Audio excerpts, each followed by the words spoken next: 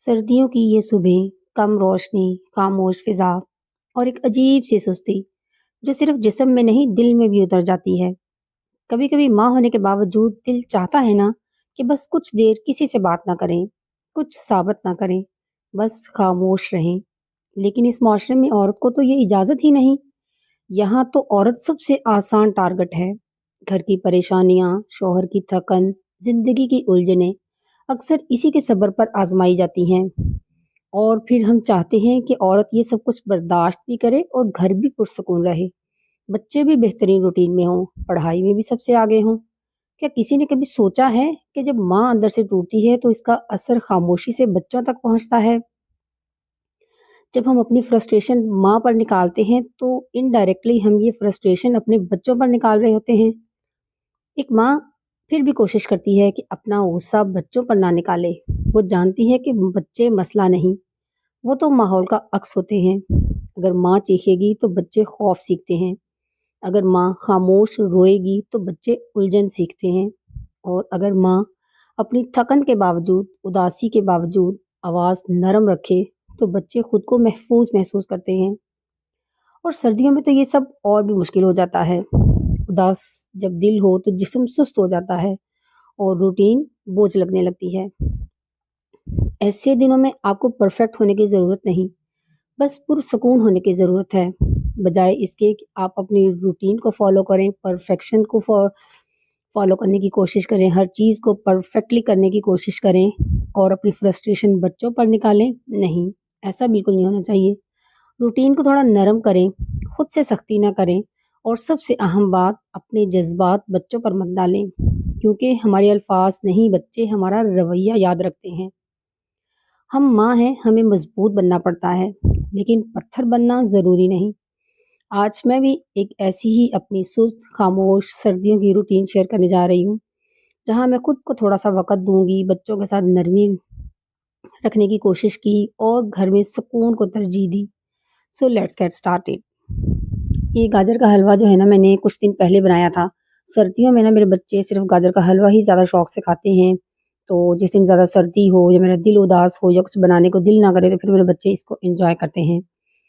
तो आज भी नाश्ते के बाद मेरा दिल बहुत उदास था, बहुत परेशान थी मैं, तो मैंने ऐसा नहीं किया कि मैं सारे कामों को परफ़ेक्टली करने की कोशिश करूँ।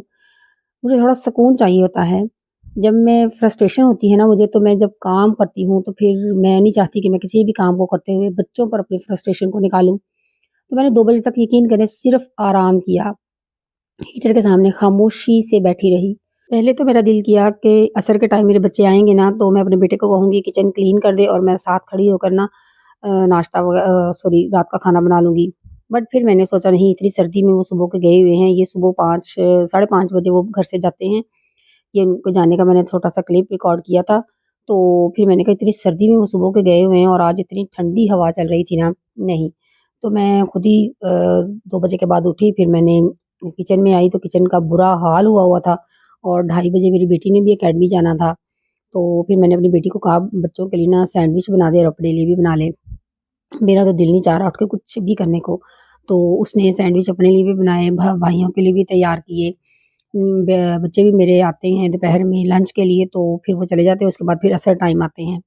तो मेरे किचन का ना ये हाल था। उसके बाद बच्चे सैंडविच वगैरह खा कर चले गए थे, फिर मैंने मेरे बेटी को पानी दिया ना, तो कहती मामा जी पानी बहुत ठंडा है। फिर मैंने एक सॉसपैन गर्म किया पानी का और कूलर में ऐड किया, जो कि मैं डेली कोशिश करती हूँ कि सुबह ही डाल दूँ, ताकि बच्चे जो है ना बहुत ज़्यादा ठंडा पानी ना पिएँ। फिर जब मेरे बच्चे शाम को आए ना, तब तक मैंने किचन भी तकरीबन साथ-साथ क्लीन कर लिया हुआ था आधा। और फिर मैंने उनके लिए सूप बनाया कि इतनी सर्दी, आज बहुत हवा चल रही थी, तो ताकि वो आते ही गरम-गरम सूप एन्जॉय करें और खुश हो जाएँ। और ताकि उनको भी ना फ़ील हो कि मम्मा सुबह से बैठी हैं, उदास हैं या कोई बात है। और मैं अपनी फ्रस्ट्रेशन भी कोशिश करती हूँ कि बच्चों पर बिल्कुल भी ना निकालूँ, क्योंकि आपके बच्चे जो हैं वो आपके लिए बहुत कीमती सरमाया हैं। आप किसी भी वजह से परेशान हैं, आपके हस्बैंड के साथ आपकी बात हो गई है या आपकी फैमिली मेंबर्स के साथ आपकी कोई भी मिसअंडरस्टैंडिंग हो गई या कोई भी बात है जिस भी वजह से आप परेशान हैं, अगर आप वो फ्रस्ट्रेशन बच्चों पर निकालेंगी ना, वो बात तो 1 आध दिन में सॉर्ट आउट हो जाएगी, शायद ख़त्म भी हो जाएगी, आप भूल भी जाएँगी। लेकिन उसका जो असर बच्चों पर पड़ेगा ना, जो आप फ्रस्ट्रेशन अगर बच्चों पर निकालेंगी, تو یقین کریں وہ ساری عمر ان کے ذہن میں نقش رہ جائے گا، اور وہ ان کی تربیت میں وہ چیز شامل ہو جائے گی۔ وہ پھر ایسا ہی سمجھیں گے کہ ہم کسی بھی وقت کسی کے ساتھ بھی بدتمیزی کر سکتے ہیں، یا کسی کو بلا وجہ کسی کو ڈانٹ دینا یا اس کے ساتھ بدتمیزی کر دینا ایک عام سی بات ہے، جو کہ ہم فرسٹریشن میں ایسا ہی کرتے ہیں جب ہم اپنی چیزوں کو پرفیکٹ کرنے کی کوشش کرتے ہیں نا، پریشان ہونے کے ساتھ ساتھ اداس ہیں تو چاہتے ہیں کہ پرفیکٹلی ہم سب کچھ کرتے بھی رہیں ٹائملی، تو ایسا ہی ہوتا ہے، ہم کام کر رہے ہوتے ہیں، ادھر سے ہمارے دماغ میں بہت کچھ چل رہا ہوتا ہے، اور جب بچہ کوئی آ کے کچھ کہتا ہے نا تو ہم بلا وجہ اس کو ڈانٹ دیتے ہیں۔ تو ایسا بالکل بھی نہ کریں، کوئی بات نہیں، کام پڑا ہے پڑا رہنے دیں، کوئی فرق نہیں پڑتا، آپ تھوڑی دیر میں اٹھ کے کر لیں گے۔ آج پھر میرا کھانا بنانے کا بھی بالکل دل نہیں چاہ رہا تھا، تو میں نے ساگ پڑا ہوا تھا اسی کو گرم کر لیا، تو اسی کو تڑکا لگایا اور وہی بچوں نے بہت شوق سے کھا لیا۔ اور یہ امی جان نے نا نیچے سے پالک اور میتھی کٹنگ کر کے بھیجی تھی کہ آج پکانے کے لیے، کہ یہ آج اس کو نمک لگا کے رکھ دو اور اس کو پکا لینا، بٹ میرا بالکل بھی دل نہیں چاہ رہا تھا، میں نے ساگ تو گرم کر لیا ہوا تھا، پھر میں نے اس کو نمک لگا کے رکھ دیا کہ چلو رات تک جو ہے نا اس کو واش کر کے تو پھر میں بوائل کر کے رکھ لوں گی اور پھر کسی دن اس کو تڑکا لگا لوں گی۔ اینی ویز بزرگ جو ہے نا وہ بھی ہمارے گھر میں بہت بڑی نعمت ہوتے ہیں، تو مجھے جب بھی کسی چیز کی ضرورت ہوتی ہے نا، آلو کی، پیاز کی یا کسی بھی چیز کی، تو میں بس میسیج میں نے بھیجنا ہوتا ہے نیچے اپنی امی جان کو، اور وہ میرے لیے وہ چیز پرچیز کر کے رکھتی ہیں، ارینج کر کے رکھتی ہیں۔ اور ویجیٹیبلز جو ہیں وہ میں نے ہفتے میں ایک بار ہی لینی ہوتی ہیں اکٹھی، وہ بھی جس دن میں نے لینی ہوتی ہے ان کو بتا دیتی ہوں اور وہ لے لیتی ہیں۔ اور ادھر میری بیٹی کو نا اپنے اسکول کی بہت فکر تھی کہ اسکول بیگ میرے واش ہو جائیں، کیونکہ اسکول کھلنے والے تھے منڈے سے، بٹ بعد میں پتہ چلا کہ اسکول تو لیٹ ہو گئے ہیں، اسے واشنگ مشین میں ڈالے ہوئے تھے، جبکہ میں نے اس کو کہا بھی تھا کہ یہ کلین نہیں ہوں گے اس میں، بٹ اس کو ضد تھی کہ نہیں یہ آج ہی واش ہونے چاہیے۔ اینیویز میں نے اس میں وہ ڈال کے واش کر دیے، تو اب پھر میں نے سوچا کچن میں نے کلین کر لیا تھا، ساگ میں تڑکا لگا لیا تھا، میں نے کہا چلے تھوڑا سا کمرے کو بھی سیٹ کر دوں۔ کمرہ بھی صبح کا میرا ایسے ہی بس بکھرا ہی پڑا تھا، بچے بھی میرے آنے والے تھے، میری بیٹی بھی اکیڈمی سے آنے والی تھی، اور بچے تو میرے آ چکے تھے دونوں مدرسے سے۔ تو اس کے بعد پھر میرے بیٹے نے سبق یاد کرنا ہوتا ہے اپنا، اس نے پھر مجھے سنانا بھی ہوتا ہے کھانا شانا کھانے کے بعد، تو اس لیے کوشش کریں کہ جو بھی آپ کی گھر کی پریشانیاں ہیں نا وہ آپ اپنے بچوں پر مت نکالیں۔ ایسا اگر ہم ایسے بچے جو جن میں برداشت نہ ہو، جن میں صبر نہ ہو، یا وہ بدتمیز ہوں، غیر تربیت شدہ بچے اس معاشرے کے سپرد کر کے جانا کوئی عقل مندی نہیں ہے۔ تو تھوڑا سا تحمل پیدا کریں اپنے اندر، برداشت پیدا کریں، جو بھی صورتحال ہے اس کو خود ٹیکل کرنے کی کوشش کریں، اور تھوڑا سا خود کو ٹائم دیں، سکون سے بیٹھ جائیں، کوئی فرق نہیں پڑتا، گھر کے کام تھوڑا لیٹ ہو جائیں گے، کسی کو کھانا تھوڑا لیٹ مل جائے گا، بچے اگر کسی دن خود بھی کچھ مینج کر لیں گے لیکن پیار سے انہیں کہیں تو وہ سب کچھ بچے بھی کرتے ہیں، سمجھتے بھی ہیں، اور انہیں بھی سمجھ آتا ہے کہ ہر طرح کے حالات میں خود کو کیسے مینج کرنا ہے۔ بچے واقعی میں ہمارے الفاظ سے نہیں ہمارے عمل سے سیکھتے ہیں، جو ہم کرتے ہیں وہی بچے پھر ان کی تربیت میں وہ چیزیں شامل ہو جاتی ہیں۔ تو یہاں پہ میں نے بچوں کو دیسی گھی لگا کر روٹی دی، میرے بچے دیسی گھی لگا کر روٹی بڑے شوق سے کھاتے ہیں، اور پھر ساگ میں نے دیسی گھی ڈالا اور بچوں نے انجوائے کیا۔ اس کے بعد پھر رات میں میری بیٹی نے کافی بنائی ہمارے ہم سب کے لیے۔